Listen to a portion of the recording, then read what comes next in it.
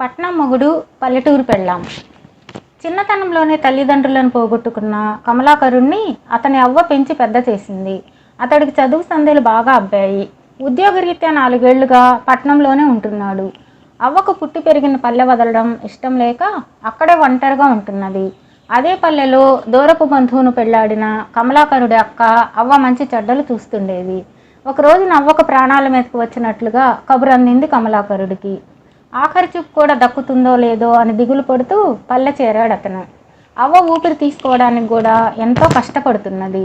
కమలాకరుడు వచ్చాడని తెలిసాక ఆమె కళ్ళు తెరిచి, నీ పెళ్లి కళ్ళ చూడనదే ఈ ఘటం వెళ్ళదురా, 2 ఏళ్లుగా కోరుతున్నాను, నా కోరిక తీర్చావు కాదు అంటూ కళ్ళ నీళ్లు పెట్టుకున్నది. కమలాకరుడికి పల్లెటూరు పిల్లని చేసుకోవడం ఏమాత్రం ఇష్టం లేదు. అందంగా, నాజూగ్గా, చురుగ్గా ఉండే పట్నం అమ్మాయిని చేసుకోవాలని అతను కలలు కంటూ ఉండేవాడు. నీ ఆరోగ్యం ముందు బాగుపడని అవ్వా, ఈ శ్రావణంలో అలాగే చేసుకుంటాను అన్నాడు కమలాకరుడు అవ్వ కాళ్ళు ఒత్తుతూ. ఒరేయ్, చెప్పానుగా, నాకు పిలుపు వచ్చేసింది. నీ పెళ్లి చూసి నన్ను తృప్తిగా కళ్ళు మూయని, మంచి ముహూర్తం, రేపే కామాక్షితో నీ పెళ్ళి అన్నది అవ్వ. కామాక్షి పక్కింటి వాళ్ళ పిల్ల. ఎంతో కాలంగా అవ్వకు చేదోడు వాదోడుగా ఉంటున్నది. కమలాకరుడు అయిష్టంగా తల ఊపి ఏదో చెప్పబోయేంతలో అతడి అక్క చెయ్యి పట్టుకుని పక్కకు తీసుకుపోయి, కామాక్షి అన్ని విధాలా నీకు తగిన పిల్ల. అవ్వ 4-5 రోజుల కంటే ఎక్కువ బతకదని వైద్యుడు చెప్పాడు. అవ్వ మనకు చేసిన మేలుకు ఆవిడ ఆఖరి కోరిక తీర్చడం మన ధర్మం అన్నది. ఈ విధమైన ఒత్తిడి కారణంగా కమలాకరుడికి బొత్తిగా ఇష్టం లేకపోయినా పల్లెటూరు కామాక్షితో అతడి పెళ్లి జరిగిపోయింది. ఈ పెళ్లి కళ్ళ చూసిన మరుక్షణం అవ్వ మంచం దిగింది. అనారోగ్యం మంత్రం వేసినట్లుగా మాయమైంది. వారం తర్వాత కమలాకరుడు కామాక్షితో పట్నం బయలుదేరాడు. అవ్వ అతడితో, ఈ మాసంలోనే మీరిద్దరూ రామాపురంలోని రామాలయాన్ని తప్పక దర్శించండి, నాకు మొక్కు ఉన్నది అని 1కి 2 సార్లు చెప్పింది. బాడుగ బండిలో పట్నం వెళుతున్నప్పుడు కమలాకరుడు భార్యతో, నువ్వు పల్లెటూరు మొద్దులా పట్నంలోని అంగళ్లను, వీధులను, మేడలను చూస్తూ కళ్ళింత చెయ్యకు, కాస్త గొంతు తగ్గించి మాట్లాడడం, పళ్ళు కనిపించకుండా నాజూగ్గా నవ్వడం అలవాటు చేసుకో అన్నాడు. పట్నంలో కొత్త కాపురం కామాక్షికి బాగానే ఉన్నది. అయితే అనుక్షణం భర్త పల్లెటూరు దానివంటూ అవహేళన చేయడం ఆమెకు చాలా బాధగా ఉండేది. కనుగుడ్లు పైకి పొడుచుకువచ్చేలా అంత బిగించి జడ వేసుకోవడం ఎందుకు? అమ్మోర్లా మొహాన్ అంత పెద్ద బొట్టేమిటి? అవ్వలా ఒంటికి చీర చుట్టుకోవడం కాదు, కొత్తగా కాపురానికి వచ్చిన దానిలా కట్టుకోవడం నేర్చుకో అంటూ కామాక్షిని కోప్పడుతుండేవాడు కమలాకరుడు. అయితే 20 రోజులు తిరగకుండా కామాక్షి పట్నం అమ్మాయిలా కట్టుబొట్టు అలవర్చుకుంది. అయినా కమలాకరుడు ఆమెను మెచ్చుకునేదానికి బదులు, నువ్వెంతలా మారినా చూడగానే నువ్వు పల్లెటూరు మొద్దువని ఎవరైనా గ్రహించేస్తారు, అడ్డమైన వాళ్ళందరితోనూ మాట్లాడకు, ముక్కు మొహం తెలియని వాళ్లకు ఇంట్లోకి రానివ్వకు, ఇట్టే మోసం చేయగలరు అంటూ ఉద్యోగానికి వెళుతూ రోజూ భార్యకు హెచ్చరికలు చెబుతుండేవాడు. వాళ్ళు పట్నం వచ్చి నెల కావస్తూ ఉండడంతో అవ్వ రాముల వారి మొక్కు భర్తకు గుర్తు చేసింది కామాక్షి. అవ్వ అనారోగ్యం, పెళ్లి పేర్లతో ఈ మధ్య 10 రోజులు సెలవు వాడుకున్నాను. నా పై అధికారి పేరుకు తగినట్లుగా ఉగ్ర నరసింహం ఇప్పట్లో ఇక 1 రోజు సెలవు కూడా ఇచ్చేది లేదని ఖచ్చితంగా చెప్పేశాడు అన్నాడు కమలాకరుడు.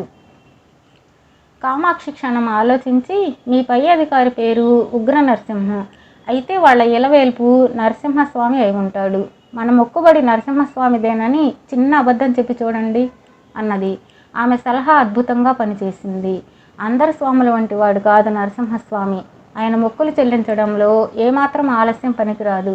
ఒకరోజు సెలవిస్తాను, రేపే బయలుదేరండి అన్నాడు అధికారి తొందర పెడుతూ. మన్నాడు చీకటితోటే భార్యాభర్తలు బాడుగ బండిలో రామాపురం బయలుదేరారు. కమలాకరుడు ఒక బంగారు గాజుల జత కామాక్షికి ఇచ్చి, ఇవి మా అక్క గాజులు, రామాపురం బంగారు కొట్లలో ఎక్కడా దొరకని కొత్త రకం గాజులు దొరుకుతాయట, ఈ పాత గాజులు మార్చి కొత్త రకంవి తీసుకోమన్నది, పెట్టెలో అడుగున దాచేయి అన్నాడు.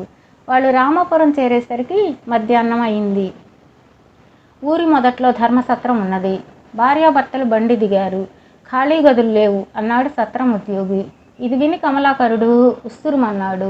కామాక్షి కల్పించుకొని ఉద్యోగితో, రామశాస్త్రి గారు మా ఇంటికి వచ్చినప్పుడల్లా మేము ఎప్పుడు రామాపురం వచ్చినా ఈ సత్రంలోనే దిగమని చెబుతుంటారు అన్నది.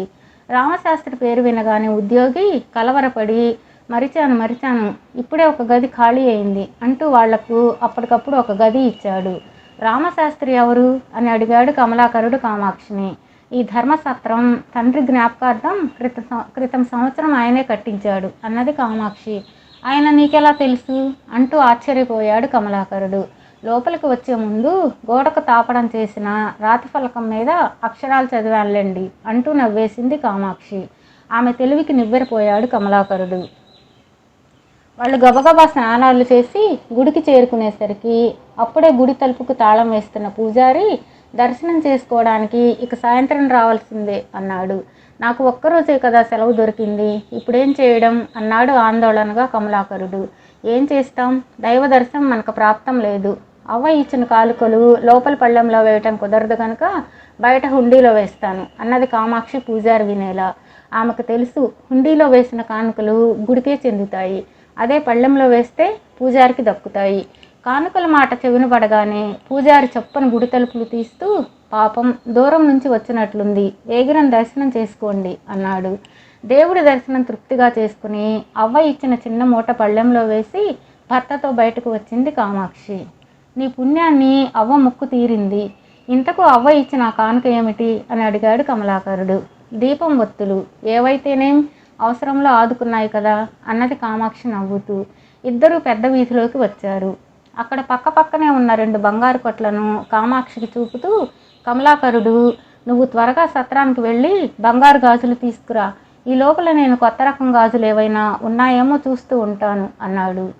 కామాక్షి సత్రానికి తిరిగి వచ్చి గాజుల కోసం పెట్టె తెరుస్తుండగా ఒక యువకుడు వచ్చి, నేను బంగారం కొట్లో పనివాణ్ణి, కొట్టు కట్టేయబోతున్నాం, అయ్యగారు మిమ్మల్ని త్వరగా గాజులు తీసుకురమ్మన్నారు అన్నాడు.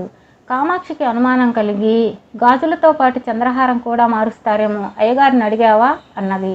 ఆ యువకుడు కొద్దిసేపట్లో తిరిగి వచ్చి, అయ్యగారు చంద్రహారం కూడా తీసుకురమ్మన్నారు అన్నాడు. వెంటనే కామాక్షి గట్టిగా, ఒరే దొంగ వెధవా, ముందు నీ కోసం రక్షక భటుల్ని తీసుకురావాలి అంటూ కేకలు పెట్టింది. మోసకారి తిరిగి చూడకుండా పారిపోయాడు.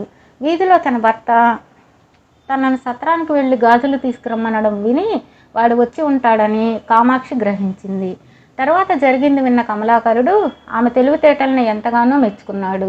ఈ విధంగా ఒక్క రోజులో పనులన్నీ పూర్తి చేసుకుని బాడుగ బండిలో రామాపురం వదిలి వాళ్ళు తమ ఊరు చేరేసరికి బాగా పొద్దుపోయింది. తమ ఇంటి ముందు బండి దిగి బాడుగ డబ్బు ఇచ్చి బండివాడిని పంపేసి భార్యాభర్తలు తమ ఇంటి ద్వారాన్ని సమీపించేసరికి తలుపుకు తాళం వేసి కనిపించలేదు. లోపల ఎవరో మసులుతున్న అలికిడి. దొంగలు అంటూ కమలాకరుడు అరవబోయేసరికి కామాక్షి అతడికి సైగ చేసి ఇంటి తలుపు తడుతూ, అయ్యా బాటసారులం, బాగా పొద్దుపోయింది, రామాపురం పెళ్లికి వెళ్ళాలి, మెడ నిండా నగలతో డబ్బుతో రాత్రి ప్రయాణం ప్రమాదం, ఈ రాత్రి మీ ఇంట తలదాచుకొనిస్తే తెల్లవారాక వెళ్ళిపోతాం అన్నది. ఆ వెంటనే చింపిరి జుట్టు కూరమేసాల వాడకుడు కిటికీలోంచి బయటకు తొంగి చూసి చప్పున వచ్చి తలుపు తీశాడు. కామాక్షి వాడికి చేతిలో ఉన్న పెట్టెను అందిస్తూ, ఇందులో పెళ్లి కూతురికి ఇవ్వాల్సిన నగలు కొంత డబ్బు ఉన్నాయి, జాగ్రత్తగా దాయండి, తెల్లవారి తీసుకుంటాం అన్నది. కూరమేసాల వాడు పెట్టెను అందుకుని తల ఊపుతూ పక్కన ఉన్న గదిలోకి వెళ్ళాడు.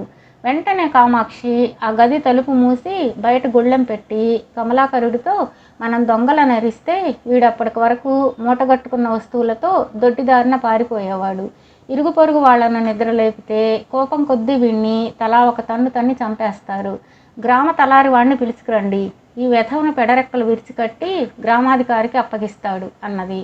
భార్య సమయస్ఫూర్తికి నిర్ఘాంతపోయిన కమలాకరుడు ఆమె 2 చేతులు పట్టుకుని, ఇన్నాళ్ళు నిన్ను పల్లెటూరు మొద్దువని, తెలివి తక్కువ దానివని చులకన చేశాను, నీ తెలివితేటలు పట్నంలో పుట్టి పెరిగిన ఆడపిల్లలకు కూడా ఉండవు, మన ఆచారం ఒప్పుకోదు గనుక క్షమించమని మాత్రం నిన్ను అడగను, ఏమీ అనుకోకు అంటూ గ్రామ తలారివాడి ఇంటికేసి పరిగెత్తాడు.